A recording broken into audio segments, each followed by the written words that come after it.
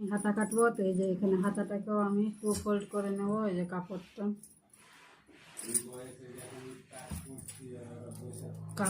2 fold করে নিলাম। আবার একটা ফোল্ড করব, মানে এটা 4 ফোল্ড করতে হবে। এটা আমি হাতা কাটছি, ঠিক আছে? এই যে হাতা কাটছি, তো হাতার জন্য আমি একে 4 ফোল্ড করে নিলাম, একেবারে 4 ফোল্ড। তো 4 ফোল্ড হয়ে গেছে। এবার আমি দেবো এখানে, আমার লম্বা হবে 7 ইঞ্চি, তো আমি 1 ইঞ্চি বেশি নেব, 8 নিয়ে নেব, কেন নিচে আর ওপরে সেলাই দেওয়ার জন্য 8 নিয়ে নিলাম, ঠিক আছে?